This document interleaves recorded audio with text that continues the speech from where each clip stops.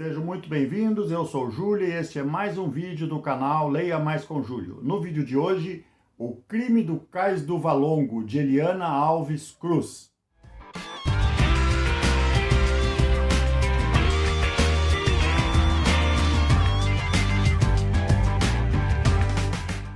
Quando eu me deparei com esse título, eu fiquei pensando comigo, onde era o Cais do Valongo, o que importância teve esse porto, o que aconteceu lá, e aí eu fui pesquisar e vou falar um pouco sobre isso agora.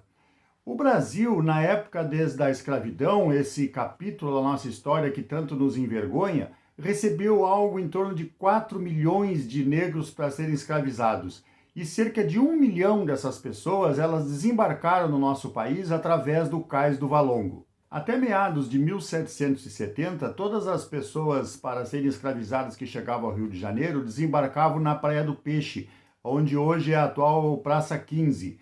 E eram comercializados, esse comércio era feito à vista de todos, na rua à direita, onde hoje é a rua 1º de Março. Em 1774, por ordem do Marquês de Lavradio, que então nessa ocasião era o vice-rei do Brasil, ele resolveu transferir esse comércio, essa chegada dos negros escravizados do Brasil para a região do Valongo, porque segundo ele, veja bem, os negros escravizados que chegavam nos navios tinham o péssimo costume de chegarem nus, doentes, com fome, e isso era uma afronta à sociedade da época, que essas pessoas chegavam nesse estado vergonhoso, à frente, assim, bem de cara para a sociedade, e eles precisavam afastar isso para que a sociedade não visse esses maus costumes que traziam da África. O Cais do Valongo, então, ficava fora dos limites da cidade. E o Marquês de Lavradio, o vice-rei do Brasil, ele também teve o cuidado de, ao transferir para lá esse desembarque, já criar lá também um cemitério, que é o chamado Cemitério dos Pretos Novos, onde hoje existe um museu lá no Rio de Janeiro, para lembrar desse local. O Cemitério dos Pretos Novos, porque eram os escravos novos que chegavam e quando morriam já eram enterrados ali mesmo, já não entravam para dentro da cidade. Então, para muitos, foi o único lugar do Brasil que eles conheceram, foi esse cemitério, que já chegavam praticamente mortos, já eram enterrados ali mesmo e não causavam nenhum desgosto, nenhum constrangimento à sociedade carioca da época. Então, lá no Valongo não havia ainda calado para chegar a navios grandes, então os escravos eram desembarcados em botes longe dali da praia e chegavam em botes menores até lá, né? Só mais tarde é que foi construído um ancoradouro, onde aí sim esse comércio foi assim intensificado de uma forma bastante grande. E ele teve o seu auge entre 1808 e 1831. 1808 foi a chegada da família real ao Brasil, e em 1831, onde foi proibido o comércio de escravos, o tráfico negreiro, através do governo da Inglaterra. Mas isso continuou clandestinamente, oficialmente não existia, mas clandestinamente ainda era muito forte. A partir de 1808, então com a chegada da família real ao Brasil, o tráfico negreiro dobrou praticamente, assim como também a população do Rio de Janeiro, que na época eles estimavam em 15 mil habitantes, passou para 30 mil habitantes. Então precisava de mais mão de obra, porque ninguém, a corte, nem os brasileiros trabalhavam. O serviço todo era feito pelos negros. Então era desembarcado essas pessoas, os mais fortes iam para as lavouras de café e aqueles menos fortes fisicamente ficavam ali mesmo na cidade para serviços domésticos, para cozinhar, para lavar, para carpir, para fazer os serviços domésticos do dia a dia ali. Então, de 1811, quando foi construído o ancoradouro do Cais do Valongo, e 1831, data da proibição do governo inglês para proibir o tráfico negreiro, as pressões todas, estima-se que mais de 500 mil a 1 milhão de negros chegaram ao Brasil e desembarcaram naquele cais. Então, continuando a nossa história, em 1843, ou seja, de 31 a 43, se passaram 10, 12 anos, sei lá, foram feitas algumas reformas e foi colocado uma camada de terra, ele foi aterrado em 60 centímetros, aquele cais do Valongo, onde desceram todas aquelas pessoas que passaram por todo o sofrimento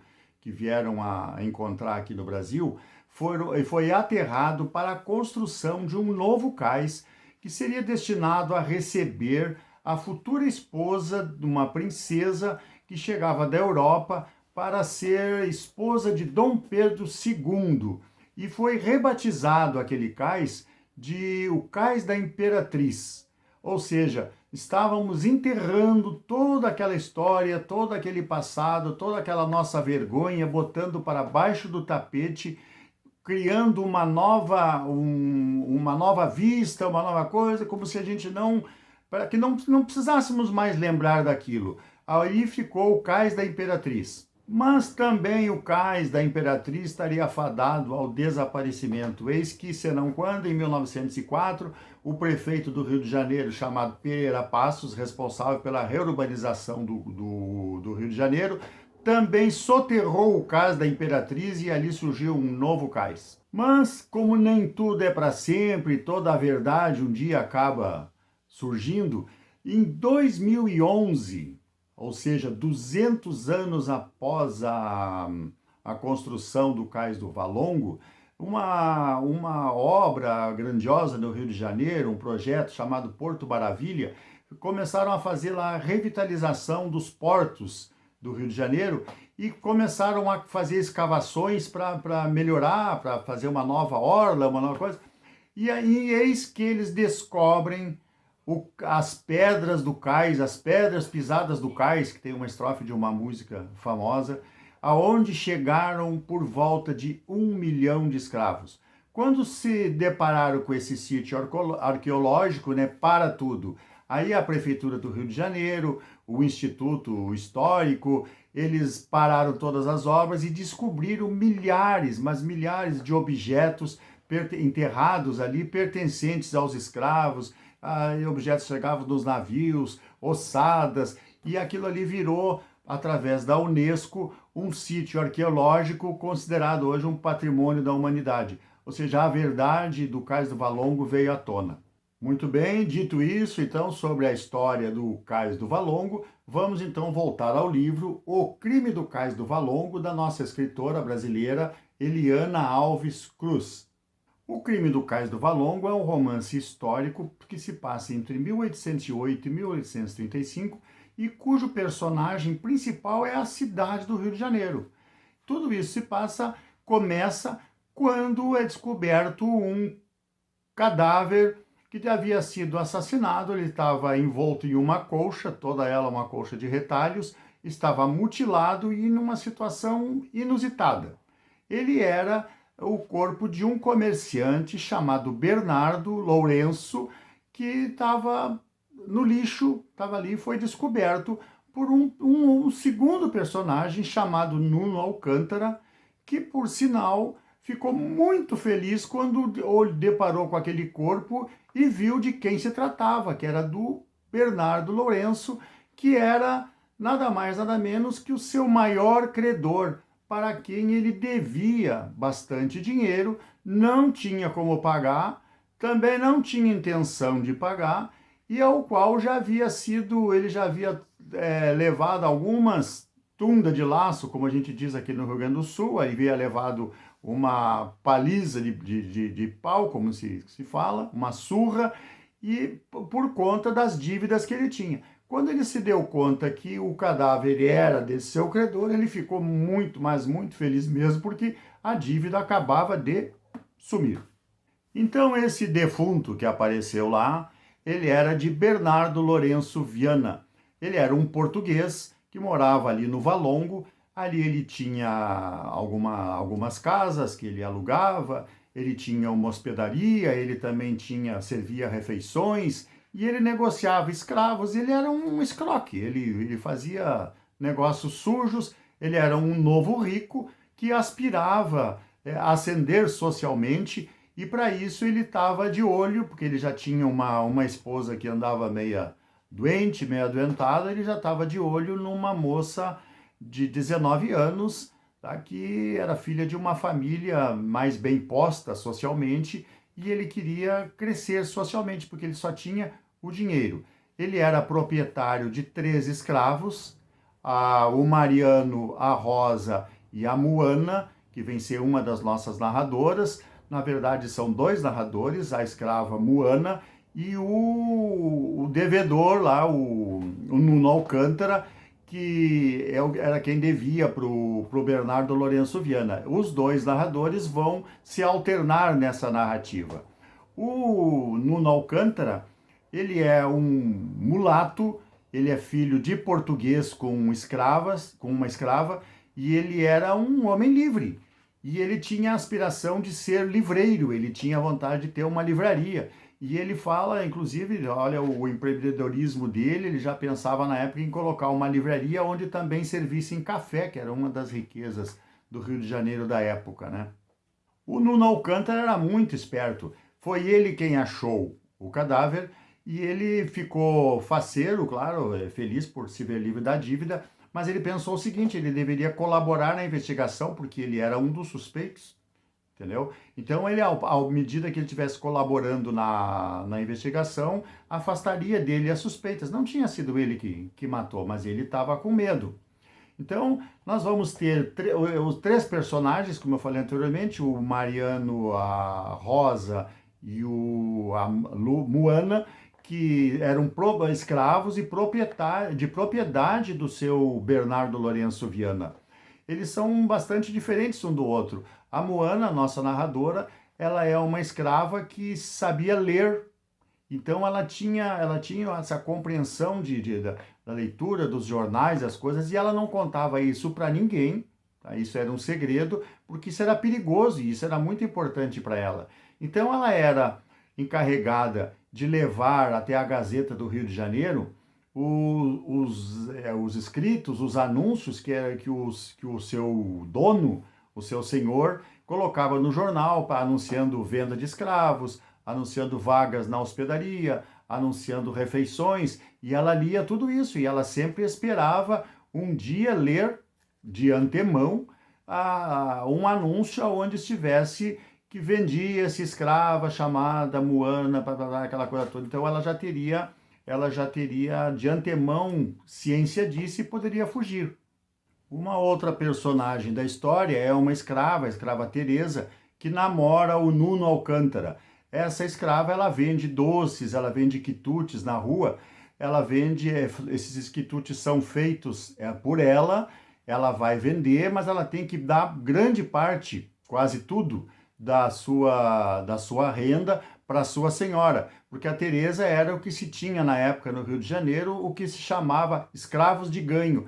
Eram escravos que saíam às ruas para vender, fazer comércio, carregar cargas e tudo, mas tudo o valor que eles recebiam por esse serviço que eles prestavam, eles tinham que dar ao Senhor. E a Teresa tirava sempre uma quantia pequena desses ganhos para si, para que com isso fazer uma poupança e ganhar a sua alforria. E toda vez que ela juntava o dinheiro para pagar por essa sua liberdade, para indenizar a sua dona, esse valor é acrescido, porque agora não é mais isso. Eu combinei tanto, mas isso foi há bastante tempo, agora já subiu, agora tu vale mais, aquela coisa toda. Ou seja, era para ela ficar sempre na dependência, na servidão dessa senhora. E o Nuno sonhava em ganhar dinheiro para pagar por essa alforria da sua namorada. O Mariano é o escravo que mora junto com a Teresa, com a Rosa e com a Moana. O Mariano faz os serviços pesados da casa, enxada, limpeza, essas coisas. A Rosa faz a comida, cuida da cozinha, e a Rosa é a mais nova, ela é muito maltratada pela senhora, pela esposa do falecido Lourenço Viana. Ela bate muito nela porque ela é, normalmente, desde pequena, abusada sexualmente pelo marido da dona Inácia. Então ela judiava da menina. Então nós temos 3 personagens femininas que dominam essa trama. A Rosa, as três mulheres negras, as três carregam uma enorme responsabilidade. A Rosa, a menina, perdeu a sua infância, abusada sexualmente, não tem direitos a escolhas. A Teresa, uma mulher empreendedora, livre, trabalhadora, batalhadora, mas que não consegue ganhar o seu dinheiro para ter a sua alforria. A Moana, ela nos narra toda a história, desde ela pequena, quando ela vivia com a família lá em Moçambique, da forma que ela foi trazida para o Rio de Janeiro. Ela veio junto com o pai para serem escravos aqui. O pai faleceu na viagem, não aguentou, foi atirado ao mar. Todo o trabalho que ela passou, todas as dificuldades, como foi a vida dela, e ela vai nos contando tudo isso, como é que era o Rio de Janeiro daquela época. Então, nessas três personagens, nós temos uma mesma face, uma mulher negra, escravizada, que carrega muita responsabilidade, onde elas mostram todas as suas fraquezas e a sua enorme força. No final, eu fiquei o livro inteiro pensando quem matou Lourenço Viana. Quem foi? Não importa. Isso aí não importa porque o verdadeiro crime do Cais do Valongo é tudo que aconteceu com esse quase 1 milhão de pessoas que desceram lá, que foram escravizadas, que perderam a sua liberdade, perderam a sua dignidade, perderam a sua... tudo lhes foi tirado. E um crime que por duas vezes o Brasil enterrou, quando foi para fazer o Cais da Imperatriz e depois para fazer a reforma no Rio de Janeiro. E que graças a Deus ele foi descoberto, porque toda a verdade um dia aparece. E em 2011, eu lembro de ter ouvido ou assistido no Jornal Nacional que havia sido descoberto durante a escavação para uma obra, para uma revitalização dos portos, ter descoberto o Cais do Valongo. Foi aí que eu fiquei sabendo o que era o Cais do Valongo, que os nossos livros de história, claro, não contam isso. Nós aqui no Brasil, muitas das nossas coisas, as nossas vergonhas são jogadas para baixo do tapete. Nesse caso foi enterrada, mas graças a Deus foi desenterrado. Então, um livro muito, mas muito interessante mesmo de vocês lerem, porque tem muitas escritoras negras muito boas escrevendo hoje no Brasil, e esse livro é editado pela editora Malé, é uma editora que edita autores negros.